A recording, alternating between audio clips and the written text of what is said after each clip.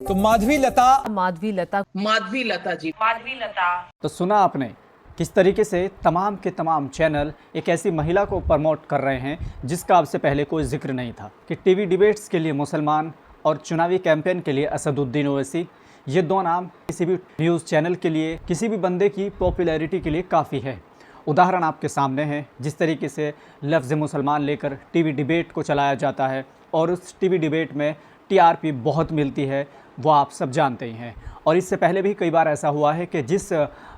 संगठन के साथ या जिस व्यक्ति को असदुद्दीन ओवैसी ने अपने साथ लिया, उसकी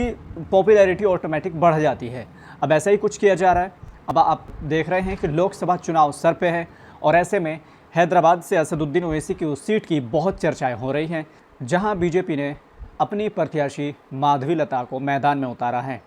अब आप सोच सकते हैं कि मीडिया जिस तरीके से उसको प्रमोट कर रही है, जिस चैनल को देखे कभी एनडीटीवी वाले उसको अपने चैनल पर बुला लेते हैं, कभी इंडिया टीवी वाले उनके पास पहुंच जाते हैं, कभी आज तक वाले उनसे इंटरव्यू लेते हैं, कभी उनको एबीपी न्यूज़ वाले प्रमोट करते हैं, कभी न्यूज़ नेशन वाले उनको प्रमोट करते हैं। अब आप सोचिए कि जो महिला जिसको लेकर के दावा किया जा रहा है कि मुसलमानों के अंदर बहुत अच्छी पकड़ बनाए हुए है, जिसको लेकर के ये दावा किया जा रहा है कि ये बहुत बड़ी सामाजिक कार्यकर्ता है, बहुत काम करती है, जनता के लिए, समाज सेवा के लिए जानी जाती है। अब आप सोच सकते हैं कि जहां एक तरफ सोशल मीडिया का इतना ज़बरदस्त दौर हो, जहां इंसान काम करने से पहले सोशल मीडिया पर उसकी अपडेट डाल देता है, ऐसे में माधवी लता कितनी बड़ी कार्यकर्ता है, इसका तो जवाब आपको खुद ही मिल गया है। अगर वो इतनी बड़ी कार्यकर्ता थी, अगर वो इतनी बड़ी सामाजिक कार्यकर्ता है, तो आखिर क्यों इन तमाम चैनल्स का, क्यों इन तमाम मीडिया चैनल्स का सहारा लिया जा रहा है उसको प्रमोट करने के लिए? आप सोच सकते हैं कि अगर इन तमाम चैनल्स का, इन तमाम गोदी मीडिया चैनल्स का सहारा लिया जा रहा है उसको प्रमोट करने के लिए,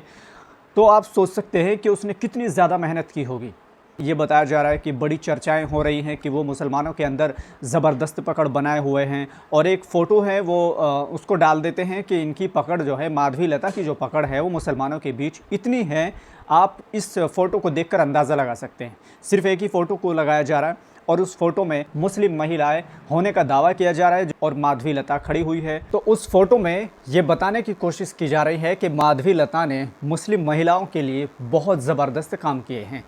अब आप यहीं से अंदाज़ा लगा सकते हैं कि अगर उसने इतना अच्छा काम किया है, अगर उसने मुस्लिम महिलाओं के लिए ज़बरदस्त तरीके से मुद्दे उठाए हैं, फिर चाहे वो 3 तलाक का हो या फिर मुस्लिम महिलाओं से जुड़े और भी कई मुद्दे हो, या मुस्लिम महिलाओं के बीच जाकर शिक्षा को लेकर बेदारी पैदा करनी हो, अगर ये सब काम किए हैं, तो आखिर क्यों उसको हिंदुत्व पर वोट मांगने पड़ रहे हैं, क्यों उसको सनातन धर्म के नाम पर वोट मांगने पड़ रहे हैं? अब सवाल यही होता है कि जब उसने इतने अच्छे काम किए हैं, तो इन तमाम गोदी मीडिया चैनल्स का सहारा आखिर क्यों लिया जा रहा है? तमाम के तमाम चैनल ये बताने की कोशिश कर रहे हैं कि माधवी लता इस बार असदुद्दीन ओवैसी को कड़ी टक्कर देने वाली है। इस बार हालांकि वो खुद इस चीज़ को जानते हैं कि टक्कर ही दे सकती है, क्योंकि वो वहाँ से असदुद्दीन ओवैसी को हराना उसके लिए मुश्किल ही नहीं बल्कि नामुमकिन है। अब आप सोच सकते हैं कि जिस तरीके की हेडिंग डाली जा रही हैं गोदी मीडिया चैनल्स के द्वारा, जिस तरीके के थंबनेल्स आपको दिखाए जा रहे हैं, एक शेरनी की तरह उसको प्रमोट किया जा रहा है। यहाँ तक कि कई चैनल तो ये कहते हैं कि ये बहुत बड़ी शेरनी है, एक ऐसी शेरनी जो असदुद्दीन ओवैसी को हराएगी, असदुद्दीन ओवैसी के किले को ध्वस्त करेगी। तो अब आप सोचिए कि एक तरफ वो महिला है जिसको कोई जानता नहीं है, तब इन तमाम गोदी मीडिया चैनल्स का सहारा लिया जा रहा है, उसको प्रमोट किया जा रहा है। एक तरफ वो बंदा है जिसके नाम में ही शेर है, असदुद्दीन, असद का मतलब शेर ही होता है, और असदुद्दीन दीन का शेर,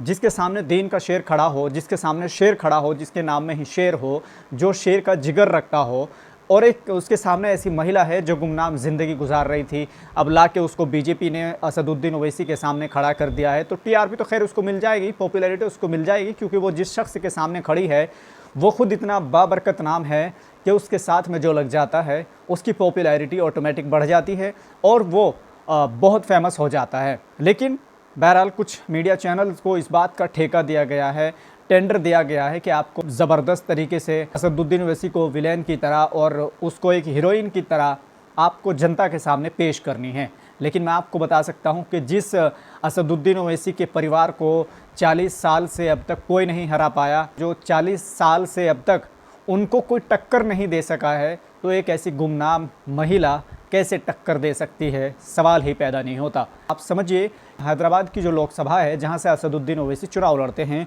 उस लोकसभा में लगभग 7 विधानसभा सीटें हैं। 6 विधानसभाएं वो है जहां असदुद्दीन ओवैसी के खुद विधायक हैं। अब आप सोचिए कि उसमें उनके विधायक भी हैं, उनके कॉरपोरेटर्स भी हैं, उनके कार्यकर्ता भी हैं, तो क्या वो इनको वोट देंगे, बीजेपी को वोट देंगे, जिसकी लड़ाई बाकायदा तौर पर एक मजबूत लीडर के तौर पर जिसकी लड़ाई बीजेपी से है। तो सवाल ही पैदा नहीं होता है कि जो अब तक 40 साल से अब तक उनके किले को कोई ध्वस्त नहीं कर पाया है, तो मीडिया चैनल लगातार इस तरह की खबरें दिखा रहे हैं। अगर आप इनके थंबनेल्स पढ़ेंगे तो आपको हंसी आएगी कई बार, क्योंकि बड़े से बड़े धुरंधर आज तक इनके 40 साल से इनके परिवार को नहीं हरा पाए हैं, उनको चुनौती भी नहीं दे पाए हैं, और चुपचाप तरीके से एक महिला आती है जिसको बीजेपी अपना प्रत्याशी बनाती है, तो उसके लिए क्या इतना आसान होगा असदुद्दीन ओवैसी को हराना? इस वीडियो को लेकर आप क्या सोचते हैं? क्या असदुद्दीन ओवैसी को मात दे पाएगी ये महिला जो गुमनाम तरीके से ज़िंदगी गुजार रही थी और जिसकी पॉपुलैरिटी के लिए, टीआरपी के लिए तमाम गोदी मीडिया चैनल्स का सहारा लिया जा रहा है? तो आपको क्या लगता है, हमें कमेंट बॉक्स में ज़रूर बताएं।